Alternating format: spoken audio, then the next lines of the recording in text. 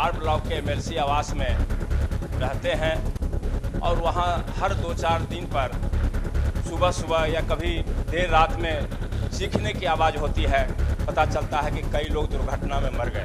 कि आवास के एमएलसी आवास के कैंपस का रोड खराब हो गया तो पैर का मचकने का, वहाँ भी एक्सीडेंट की बहुत संभावना थी। पथ निर्माण मंत्री बनने के बाद भी मैं उसी कैंपस में रहता था, तो अभी बहुत अच्छा रोड जो है पथ निर्माण विभाग आपका एमएलसी आवास का बना रहा है। तो इतने महत्वपूर्ण सवाल को हमने उठाया है, लेकिन जो सरकार का जवाब आया है कि बाईपास बना दिया गया है, साइन बोर्ड बना दिया गया है। अगर सरकार की व्यवस्था पर्याप्त होती तो हमें ये प्रश्न उठाने का अवसर ही नहीं मिलता। एक महीना में 5-10 लोग भी फुट ओवर ब्रिज पर चढ़कर इस पार से उस पार नहीं जाते हैं। सब चाहते हैं कि शॉर्टकट रास्ता में हो। हम चाहते हैं कि जितनी जान माल जा रही है, यानी इतने कम दूरी के पुल पर हमको लगता है कि पूरे देश में इतनी दुर्घटना कहीं नहीं होती होगी। ये आंकड़ा से आपको स्पष्ट हो जाएगा। 4 फुट ओवर ब्रिज का भी प्रावधान एमएलसी क्वार्टर, पुनाई चक, महेश नगर एवं कुर्जी नाला लेन के पास किया गया है। नमस्कार, आप देखना शुरू कर चुके हैं लाइव सिटीज को। मेरा नाम अभिषेक है। देर रात को चीखने चिल्लाने की आवाज आती है, वो भी एमएलसी फ्लैट में। ये बातें हम नहीं कह रहे, ये बातें एमएलसी ने कही हैं। एमएलसी समीर कुमार ने बिहार विधान परिषद में साफ साफ कहा कि सुबह सुबह और देर रात को चीखने की आवाजें आती हैं। एमएलसी फ्लैट के अंदर चीखने की आवाजें आती हैं। आखिर वजह क्या है, पहले आप पूरा वीडियो सुन लीजिए। शायद विभाग ने उसको गंभीरता से नहीं लिया है।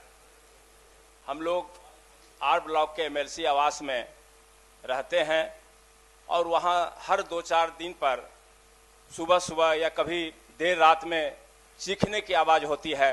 पता चलता है कि कई लोग दुर्घटना में मर गए। तो इतने महत्वपूर्ण सवाल को हमने उठाया है, लेकिन जो सरकार का जवाब आया है कि बाईपास बना दिया गया है, साइन बोर्ड बना दिया गया है।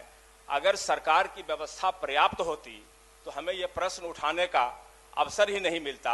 हम चाहते हैं कि जितनी जान माल जा रही है, यानी इतने कम दूरी के पुल पर हमको लगता है कि पूरे देश में इतनी दुर्घटना कहीं नहीं होती होगी। ये आंकड़ा से आपको स्पष्ट हो जाएगा। इसलिए जी, तो ये जो है इससे हम लोग संतुष्ट नहीं हैं महोदय। हमको जो विशेषज्ञों से पता चला कि डीपीआर जो 3 बना था, उसमें पहला डीपीआर बेहतर था, जिससे दुर्घटना कम हो सकती थी, लेकिन उस डीपीआर को अमान्य कर दिया गया और तीसरे डीपीआर पर मंत्री जी को बोलने दीजिए। महोदय, मंत्री जी को बोलने दीजिए।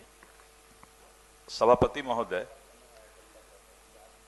सबसे पहले तो मैं सदन को बताना चाहूंगा कि एमएलसी आवास के अंदर भी सर्वेश बाबू जब मॉर्निंग वॉक में निकलते थे तो बोलते थे कि आवास के एमएलसी आवास के कैंपस का रोड खराब हो गया है, तो पैर का मचकने का, वहां भी एक्सीडेंट की बहुत संभावना थी।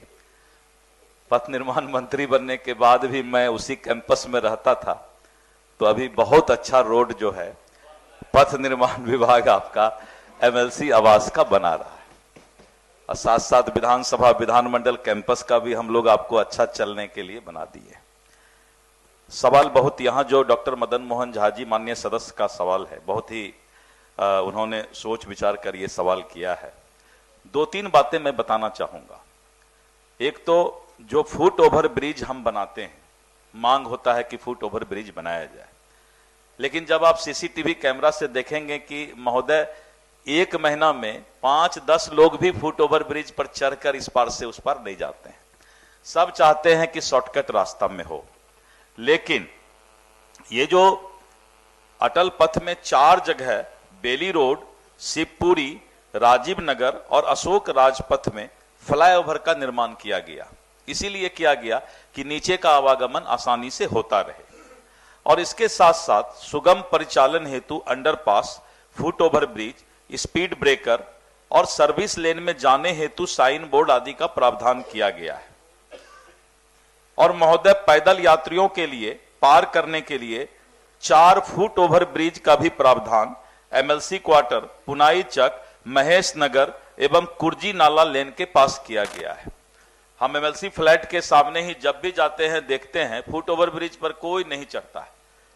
तो इसको थोड़ा सा जागरूकता लोगों में आने की जरूरत है कि जबरदस्ती हम रोड पर जा करके, और आप पटना में देखे होंगे जगह जगह हम लोगों ने स्पीड ब्रेकर के लिए कैमरा भी लगाया है। आपको आता होगा मैसेज कि 2000 रुपये फाइन आपको किया गया। तो एक मिनट, स्पीड ब्रेकर यानी कभी कभी वीआईपी लोग का गाड़ी का स्पीड जो है नहीं रुकता था, तो हम लोगों ने उस कैमरा को बोला कि भाई कोई भी हो सबको एक नजरिए से लो और उसको जो है चिन्हित करके बताओ कि कौन सा गाड़ी फुल स्पीड में चल रही है। इसीलिए सरकार के द्वारा और विभाग के द्वारा लगातार प्रयास किया जा रहा है, और उस प्रयास में underpass, foot over bridge, speed breaker, service lane, sign board, foot और इसके साथ साथ जो है अन्य फ्लाईओवर भी, जहां जहां आबादी था फ्लाईओवर का भी व्यवस्था किया गया है।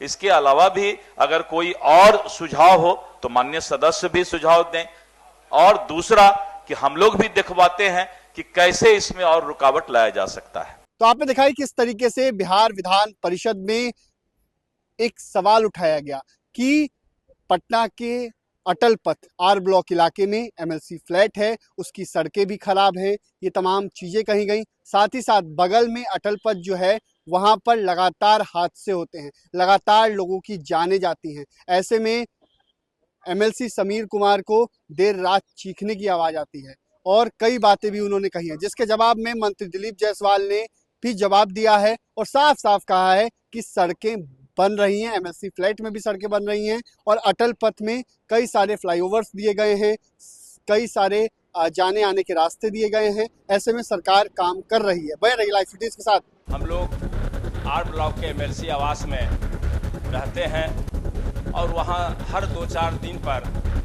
सुबह सुबह या कभी देर रात में चीखने की आवाज़ होती है। पता चलता है कि कई लोग दुर्घटना में मर गए। कि आवास के एमएलसी आवास के कैंपस का रोड खराब हो गया, तो पैर का मचकने का, वहाँ भी एक्सीडेंट की बहुत संभावना थी। पथ निर्माण मंत्री बनने के बाद भी मैं उसी कैंपस में रहता था, तो अभी बहुत अच्छा रोड जो है पथ निर्माण विभाग आपका एमएलसी आवास का बना रहा है। तो इतने महत्वपूर्ण सवाल को हमने उठाया है, लेकिन जो सरकार का जवाब आया है कि बाईपास बना दिया गया है, साइन बोर्ड बना दिया गया है। अगर सरकार की व्यवस्था पर्याप्त होती तो हमें ये प्रश्न उठाने का अवसर ही नहीं मिलता। एक महीना में 5-10 लोग भी फुट ओवर ब्रिज पर चढ़कर इस पार से उस पार नहीं जाते हैं। सब चाहते हैं कि शॉर्टकट रास्ता में हो।